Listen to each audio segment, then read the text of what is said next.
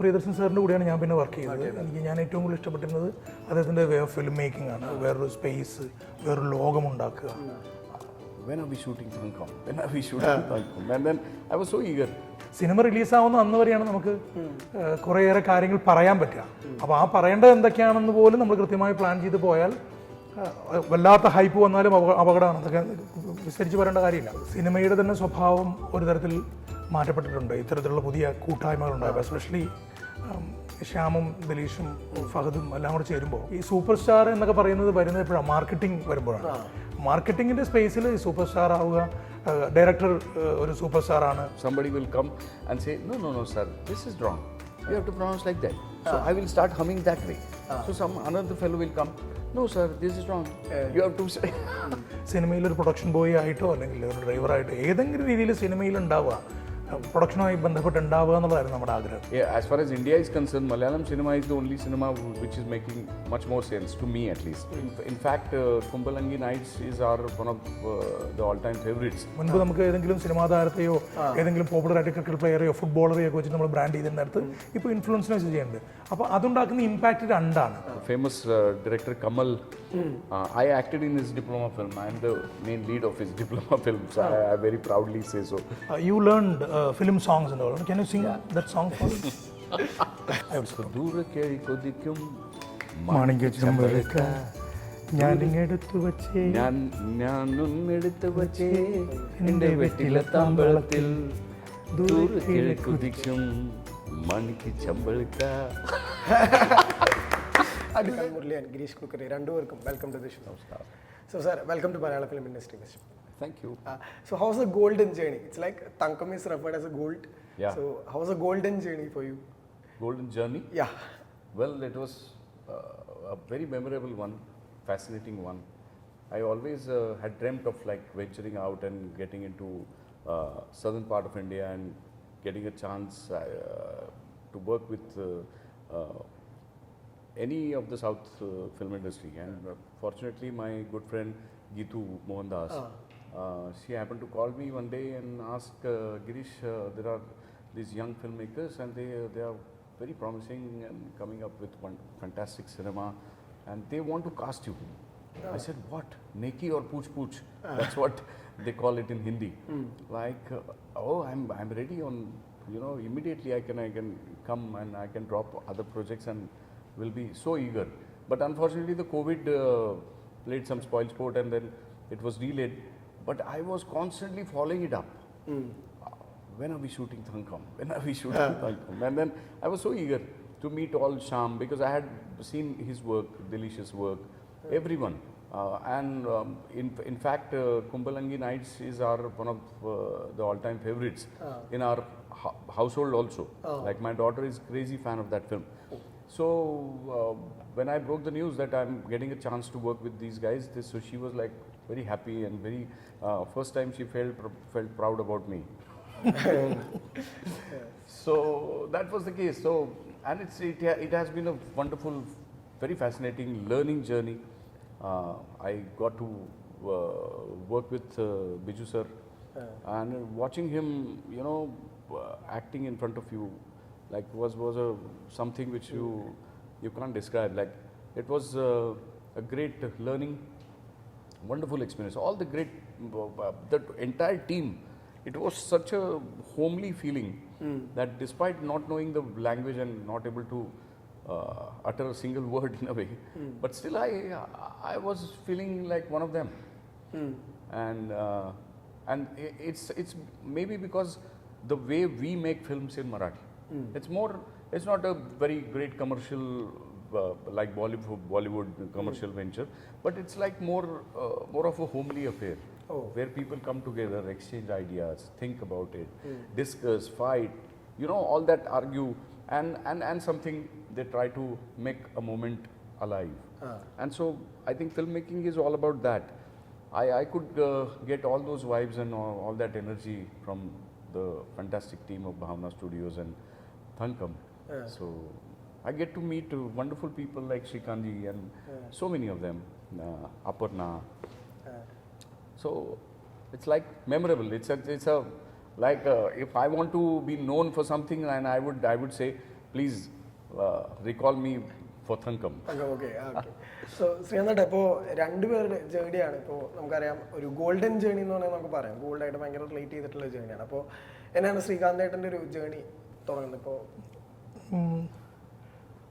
ഈ ഒരു കൂട്ടായ്മയിൽ വർക്ക് ചെയ്യാൻ മലയാളത്തിലെ നല്ല ഒട്ടൊക്കെ പെർഫോമേഴ്സ് എന്നതിലൊക്കെ I will speak in Malayalam. ഒട്ടൊക്കെ ഇൻഡസ്ട്രിയിലുള്ള ഫിലിം ഇൻഡസ്ട്രിയിലുള്ള എന്നുള്ള ഈ ലാംഗ്വേജ് ബാരിയേഴ്സ് ഈ കോവിഡ് കഴിയുമ്പോഴത്തേക്കും കുറേ കൂടി മാറി. അപ്പോൾ എല്ലാവരും ആഗ്രഹിക്കുന്നൊരു കൂട്ടായ്മയാണ് ഈ തങ്കം സിനിമയുടെ. ഞാൻ ഈ ഒരു കൂട്ടായ്മയിൽ ഞാനിപ്പോൾ ഉള്ളത് രണ്ടാമതാണ്, എൻ്റെ രണ്ടാമത്തെ സിനിമയാണ്. ഇതിനു മുമ്പ് ഞാൻ വർക്ക് ചെയ്തത് തൊണ്ടി മുതലും ദക്സാക്ഷിയും എന്ന സിനിമയിലാണ്. അപ്പോൾ യുവസലിംഗ് ഒരു ഫാമിലി പോലെയായിരുന്നു എൻ്റെ ഷൂട്ടിംഗ്. പിന്നെ സിനിമ തങ്കവുമായി ബന്ധപ്പെട്ട് സ്വർണവുമായി ബന്ധപ്പെട്ടൊരു കഥയാണ്. അതിൽ ഞാൻ വളരെ ചെറിയൊരു പാർട്ട്. ഇപ്പം ഈ സിനിമയുടെ തന്നെ സ്വഭാവം ഒരു തരത്തിൽ മാറ്റപ്പെട്ടിട്ടുണ്ട്. ഇത്തരത്തിലുള്ള പുതിയ കൂട്ടായ്മകളുണ്ടായപ്പോൾ എസ്പെഷ്യലി ശ്യാമും ദിലീഷും ഫഹദും എല്ലാം കൂടെ ചേരുമ്പോൾ മലയാളത്തിൽ വളരെ ഡിഫറെൻ്റ് ആയിട്ടുള്ള കാഴ്ചയും കണ്ടൻറ്റിനും പ്രാധാന്യവും ഒക്കെ ഉണ്ടായിട്ടുണ്ട്. അപ്പോൾ കണ്ടൻറ്റിൻ്റെ കൂടെ കൃത്യമായി ചില കാര്യങ്ങൾ പറയാനാണ് അതിൽ കഥാപാത്രങ്ങളുള്ളത്. അങ്ങനെ ഒരു കഥാപാത്രമാണ് ഞാൻ ഈ സിനിമയിൽ. അത്രയും മാത്രമേ പറയാൻ പാടുള്ളൂ, കാരണം ബാക്കി സിനിമ കണ്ടതാണല്ലോ. അപ്പോൾ ആ യാത്ര ഭയങ്കര രസമായിരുന്നു. സാർ പറഞ്ഞ പോലെ ഇറ്റ്സ് എ ഫാമിലി. എനിക്ക് എല്ലാവരും എൻ്റെ സുഹൃത്തുക്കളാണ്. കുൽക്കർണി സാറിനെ പോലുള്ള ആൾക്കാർ അവിടുന്ന് ബോംബെയിലും മറാഠിയിലും, അദ്ദേഹം പ്രൊഡ്യൂസറാണ്, റൈറ്ററാണ്. ആ ഒരു ആംബിയൻസിൽ നിന്ന് അദ്ദേഹം വന്നിട്ട് ഫാമിലി പോലെ ആയിരുന്നു എന്ന് പറയുമ്പോൾ നമുക്ക് വളരെ സന്തോഷം. You learned film songs and all. Can you sing that song for us? Yeah, that is the mood actually. Actually, that was a great pastime for me. I keep on listening. I wanted very desperately to learn Malayalam. Vineet and Biju were busy. Whenever they get free time, no, try learning. I used to sing. Can you just hum it for the audience? Few lines. Don't laugh. Promise. No one will Promise. laugh. Yeah. If that promise is there, then I will. Oh my God. You hum with me so that I get some courage, because I am very. It's a very popular Malayalam because song. I might pronounce it incorrectly. Yeah, I will. So pardon me for that. So I will is also support a condition. I will So 𝐂𝐻𝐿𝐻𝐿 മാണിക്യച്ചമ്പഴക്ക ഞാനിങ്ങെടുത്തു വച്ചേ ഞാനൊന്നെടുത്തു വച്ചേ എൻ്റെ വെറ്റില താമ്പളത്തിൽ ദൂരക്കിഴക്കുതിക്കും മാണിക്യച്ചമ്പഴക്ക. And I, like, throughout the shoot, I was just humming this song, trying to make it again. And so everybody, somebody will come and say, no, sir, this is wrong. You have to pronounce like that. So I will start humming that way. So another fellow will come, no, sir, this is wrong. You have to say. And so I was like constantly learning the right pronunciation, which becomes difficult at times, because each Indian language has its own flavor and way of pronunciation. So it's a good fun. It was wonderful experience. ഇപ്പോൾ ശ്രീകാന്ത്, ഇപ്പോൾ action hero ബിജുവിനും തൊട്ട് ആളുകൾ ശ്രദ്ധിക്കുന്ന ഒരു കാര്യമാണ് ഇപ്പോൾ voice modulation. ഒരു ആക്ടറിൻ്റെ ഏറ്റവും വലിയ സ്ട്രെങ്ത് ആണ് വോയിസ് മോഡുലേറ്റ് ചെയ്യുക, അല്ലെങ്കിൽ ആ ഡയലോഗ് നമ്മുടെ ഒരു സത്ത് നഷ്ടപ്പെടാണ് നമ്മളിലേക്ക് എത്തിക്കുക എന്നുള്ളത്. ഇപ്പോൾ ഈ 88 ജോർജ് സാറിൻ്റെ അടുത്ത് അഭിനയിക്കാൻ വേണ്ടി പോകുമ്പോഴും, അല്ലെങ്കിൽ ആ ഒരു സമയം തൊട്ട് ആക്ടേഴ്സിൻ്റെ വോയിസ് മോഡുലേഷനിൽ എന്തോരം ശ്രദ്ധിക്കുമായിരുന്നു, അല്ലെങ്കിൽ നോക്കി നിൽക്കാറുണ്ടോ, ഒബ്സർവ് ചെയ്യാറുണ്ടോ അതൊക്കെ? തീർച്ചയായിട്ടും അങ്ങനെ ഒരു ചോദ്യം ഇല്ല. സിനിമയിലെ അഭിനയം എന്ന് പറയുന്നത് ശരിക്കും സിനിമയിലെ എല്ലാവരും ടെക്നീഷ്യൻസാണ്, അഭിനയിക്കുന്നവരും ടെക്നീഷ്യൻസാണ്. അപ്പോൾ അതിൻ്റെ ടെക്നിക്സ് മനസ്സിലാക്കുക എന്നുള്ളതാണ്. പിന്നെ വോയിസ് മോഡുലേഷനൊക്കെ വളരെ ആകസ്മികമായിട്ട് വന്ന് പെട്ടതാണ്. നമുക്ക് എല്ലാവർക്കും ഉണ്ടൊരു സംസാര രീതിയുണ്ട്, നമുക്ക് നമ്മുടേതായിട്ടൊരു രീതിയുണ്ട്. അത് വർക്കൗട്ട് ആവുന്നു അറിയുമ്പോൾ നമ്മൾ കുറച്ചുകൂടെ ശ്രദ്ധിക്കും. അങ്ങനെ ശ്രദ്ധിക്കാറുണ്ട്. അതുള്ളതൊരു വളരെ നാച്ചുറലായിട്ട് സംഭവിക്കുന്ന ഒരു കാര്യമാണ്. പിന്നെ ഇപ്പോഴത്തെ സിനിമയിലും അങ്ങനെയാണല്ലോ, ആ എഴുതി വെച്ചത് അതുപോലെ പറയുന്ന ഒരു രീതിയല്ല. ഇപ്പോൾ ഈ സിനിമയുടെ കഥ പറയുമ്പോൾ പോലും ബിജു ആയാലും വിനീത് ആയാലും കുൽക്കർണി സാർ ആയാലും സാറിന് പിന്നെ of course Malayalam, how was your Malayalam learning and the dialogue delivering process? You should brief it, okay, after my answer. So അത് വളരെ റെസ്പോൺസിബിൾ ആയിട്ട് ചെയ്യേണ്ട ഒരു കാര്യമാണ്. വോയിസ് മോഡുലേഷൻ മാത്രമല്ല, പറയുന്ന കാര്യങ്ങൾ കമ്മ്യൂണിക്കേറ്റ് ചെയ്യാനാണല്ലോ. അതിന് വേണ്ടിയിട്ട് പിന്നെ ഓഫ് കോഴ്സ് ഗൈഡൻസ് ഉണ്ടാവും. പിന്നെ ഈ ഫ്രെയിം മുതൽ ഇത്രയും മതി അത് പറയാൻ തുടങ്ങിയിട്ടുള്ള കാര്യങ്ങൾ മനസ്സിലാക്കി വെക്കുക എന്നുള്ളതാണ്. സോ ബോധപൂർവം ഒരു ശ്രമം ഇല്ലാന്നില്ല, നടക്കാറുണ്ട്. പക്ഷേ ബേസിക് ആയിട്ടുള്ള നമ്മുടെ സംഭവം തന്നെ വരുള്ളൂ. So house your Malayalam learning? Well, thankfully, I had the privilege of not saying too many lines in Malayalam, but of course there was a conversation happening in Malayalam, and I was supposed to get a hint out of it, and so I used to ask for the meaning of the whole thing, and during the process, slowly but surely, I would whatever he was talking, I could actually get the gist of it. So that kind of understanding level was reached, and certain pronunciations, certain things were taught by all the able people here, and that was good fun. Like learning another language is a wonderful thing, and because after all, while performing performing your character, it comes with his or her own language, own mannerisms and things like that, and now you are supposedly exposed to a foreign culture in a way. So it's very tricky, and you are supposed to show that also, because since I'm playing a character who has come from Mumbai, so you are supposed to show that, but at the same time develop some kind of understanding. That was a part of process of that character also. So it was good fun. More than all, he's a writer basically, and an actor, and drama background is there, and all those helps now. Yeah, that helps very much. Yep. So once Anurag Kashyap sir said that you are the best choice for ugly. So, and then you shifted to Dangal, which was a completely grey shade actually. So it's not a completely villain mood, it's like a grey shade. So how that transformation happened literally from that? Well, actors are dependent. You have to get a call from a director, and the director has to see something in you, and he has to exploit the whatever talent you have.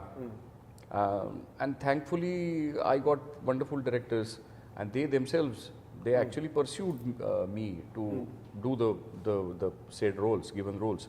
Like for Ugly, I wasn't very keen, because I was writing Marathi films, producing Marathi films, and I was very content with that, and had never dreamt of getting into Hindi film industry or anywhere for that matter. But Anurag pursued, and he said, no, you have to come and you have to do this, and things like that.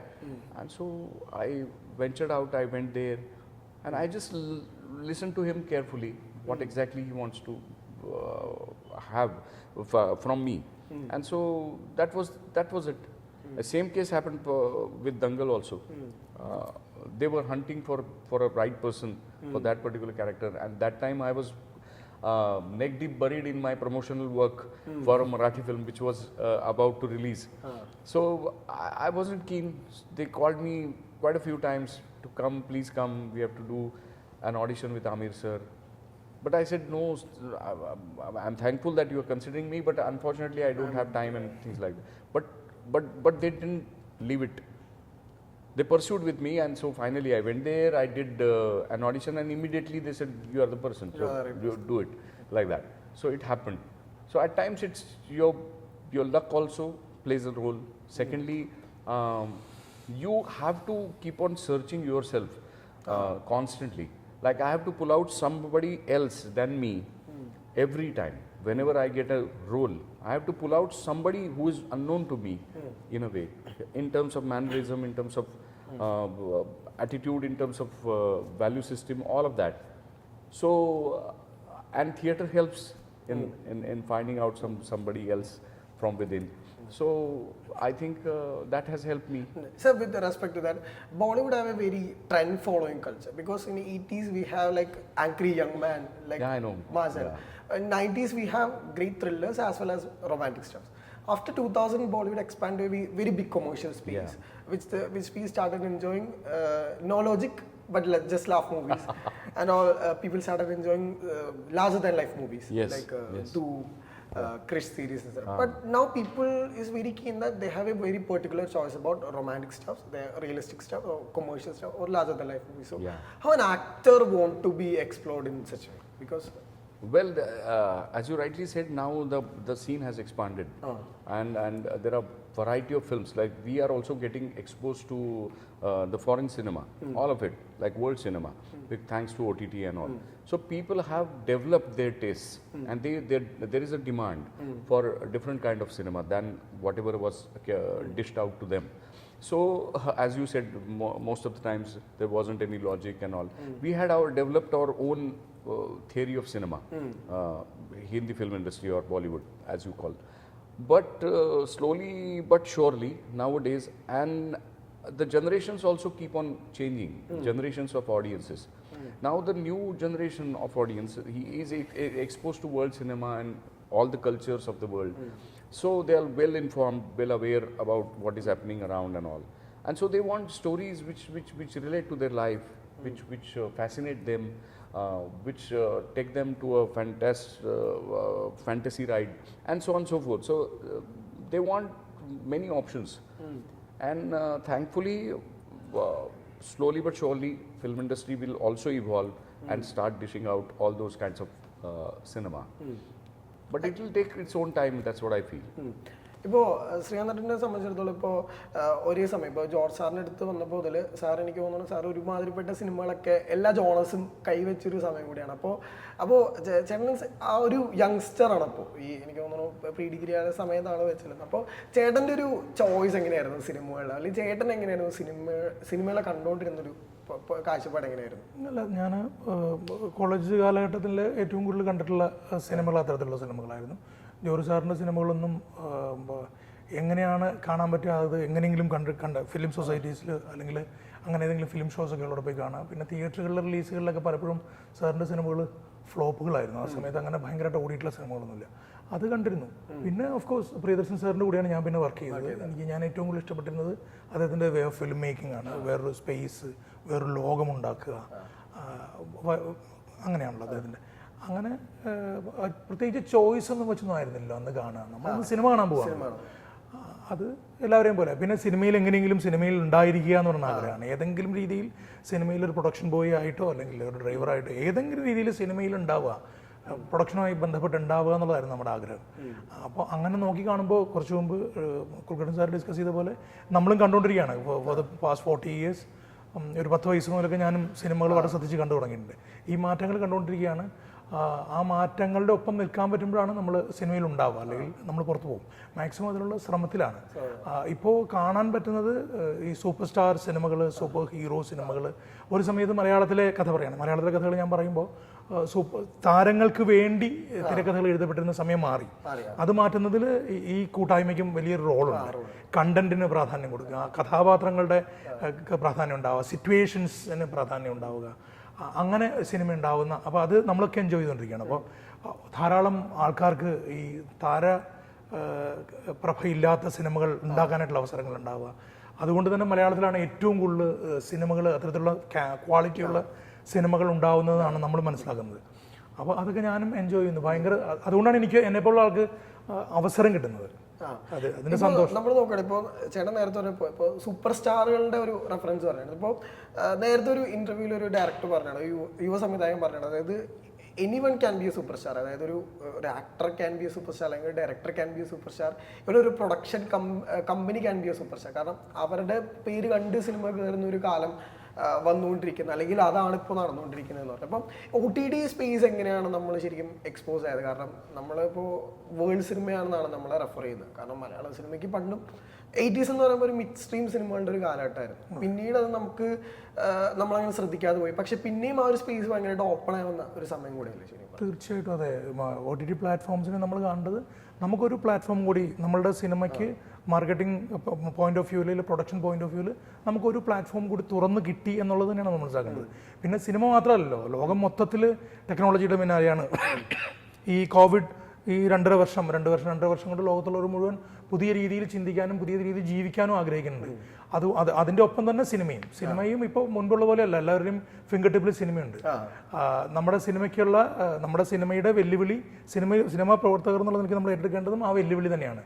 Cinema തിയേറ്ററിൽ ഓടേണ്ട സിനിമയാണോ OTTക്ക് വേണ്ട സിനിമയാണോ എന്ന് പറയുന്ന discussions വളരെ ഗംഭീരമായിട്ട് നടക്കുന്നുണ്ട്. അപ്പോൾ അതിൻ്റെ ട്രാൻസ്ഫോർമേഷനിൽ പെട്ടുപോകുന്ന ഒത്തിരി സിനിമകളുണ്ട്, ബലിയാടുകളാവുന്ന സിനിമകളുണ്ട്.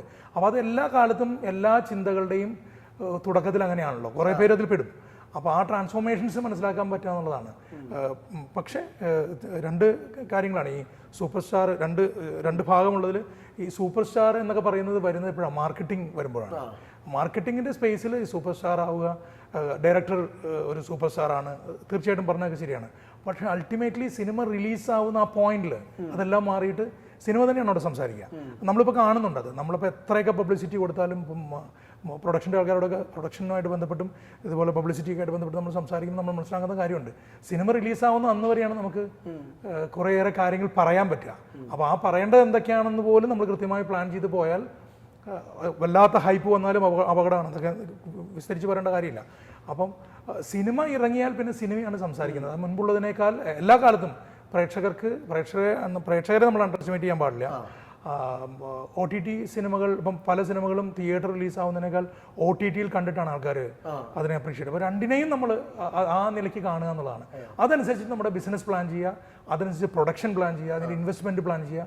അങ്ങനെയൊക്കെ ആയാൽ വളരെ സേഫാണ്. എനിക്ക് തോന്നുന്നു അത്തരത്തിലുള്ള ആലോചനകളും അത്തരത്തിലുള്ള പഠനങ്ങളും റിസർച്ചും നടത്തിയതിനു ശേഷം വേണം ഒരു സിനിമ റിലീസ് ചെയ്യാൻ. എനിക്ക് തോന്നുന്നു നന്നായി പോകുന്ന സിനിമകളുടെയൊക്കെ പിന്നിൽ അത്തരത്തിലുള്ള മാർക്കറ്റിംഗ് പോയിന്റിലും ഒക്കെ അത്തരത്തിലുള്ള അധ്വാനം ഉണ്ട്. അങ്ങനെ ഉണ്ടെങ്കിൽ ആ സിനിമ രക്ഷപ്പെടുകയും ചെയ്യും. നമുക്ക് മുമ്പിൽ എത്രയോ എക്സാമ്പിൾസ് കിട്ടും. ഇപ്പോൾ സാർ ഇത് രണ്ടുപേരുള്ള common question, this four to five and ഈ ആഫ്റ്റർ OTT നമുക്കൊരു ഇതും കൂടെ വന്നിട്ടുണ്ട്, അതായത് ആർട്ടിസ്റ്റ് വിത്ത് ഡിജിറ്റൽ വാല്യൂ എന്ന് പറഞ്ഞിട്ടുള്ള sir.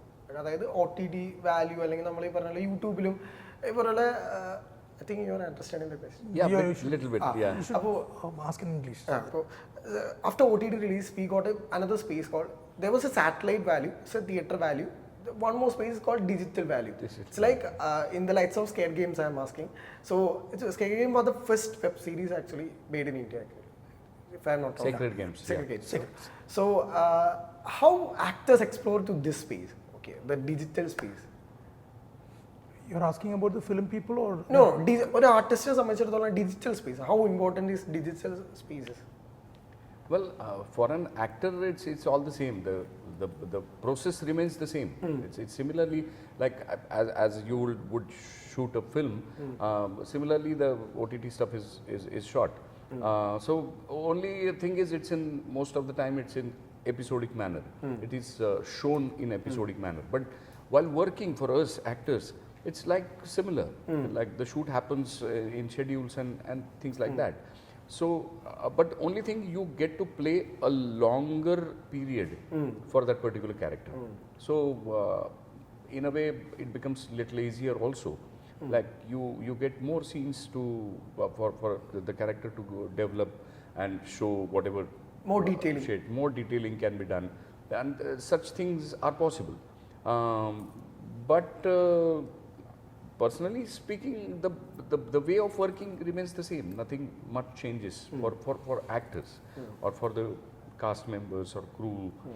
Nothing much changes. It's only the business model. Like for the production houses, the business model has changed, and it now their product has a digital value as well. Earlier it was only satellite and box office and blah blah. So now there is one more avenue for earning revenue. So that's the only thing, I guess.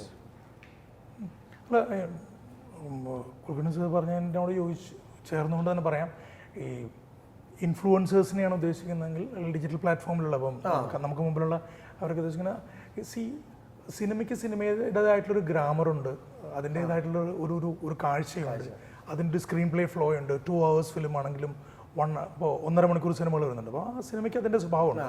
OTT പ്ലാറ്റ്ഫോമിലേക്ക് വരുമ്പോഴും അത് തിരിച്ചറിയുക എന്നുള്ളതാണ്. അപ്പം ഏതൊരാൾക്കും അങ്ങോട്ടും ഇങ്ങോട്ടും ഒക്കെ exchange ചെയ്യാവുന്നൊരു space അവിടെയുണ്ട്. അത് കൃത്യമായി മനസ്സിലാക്കി ചെയ്യാന്നുള്ളത് മാത്രമാണ്. ഇപ്പോൾ എന്താ പറയുക, ഇൻഫ്ലുവൻസിനെ വെച്ചുകൊണ്ട് ഇപ്പം സിനിമ വിടൂ, അഡ്വർടൈസ്മെൻറ്റ്സ് ഇൻഫ്ലുവൻസേഴ്സിനെ വെച്ചുകൊണ്ട് ചെയ്യാൻ ശ്രമിക്കുന്നുണ്ട്. പക്ഷേ നമ്മൾ ആ ഒരു കാഴ്ചപ്പാട് മാറി. മുൻപ് നമുക്ക് ഏതെങ്കിലും സിനിമാ താരത്തെയോ ഏതെങ്കിലും പോപ്പുലർ ആയിട്ട് ക്രിക്കറ്റ് പ്ലെയറെയോ ഫുട്ബോളറെയോ ഒക്കെ വെച്ച് നമ്മൾ ബ്രാൻഡ് ചെയ്തിരുന്നിടത്ത് ഇപ്പോൾ ഇൻഫ്ലുവൻസിനെ വെച്ച് ചെയ്യുന്നുണ്ട്.